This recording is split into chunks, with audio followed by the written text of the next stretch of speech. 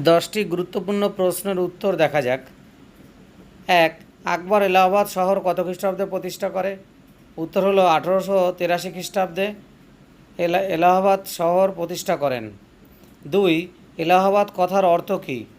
উত্তর হলো ঈশ্বরের শহর। 3. সরিস্কা বন্যপ্রাণী সংরক্ষণ কেন্দ্র কোথায় আছে? উত্তর হলো রাজস্থান।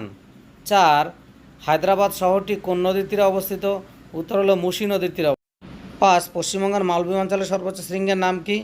উত্তর হলো গোর্গাবুরু। 6. কানাডাবাদ ও ম্যাসাঞ্জোর জলবিদ্যুৎ কেন্দ্র গড়ে উঠেছে কোন নদীর তীরে? ময়ূরাক্ষী নদীতে। 7. মধ্যপ্রদেশের উজ্জয়িনী শহরটি কোন নদীর তীরে গড়ে উঠেছে? উত্তর শিপ্রা নদীর তীরে। 8. সুরাট শহরটি কোন নদীর তীরে গড়ে উঠেছে? উত্তর হলো তাপ্তি নদীর তীরে। 9. আহমেদাবাদ শহরটি কোন নদীর তীরে গড়ে উঠেছে? সবরমতী নদীর তীরে। 10. পাটনা শহরটি কোন নদীর তীরে গড়ে উঠেছে? গঙ্গা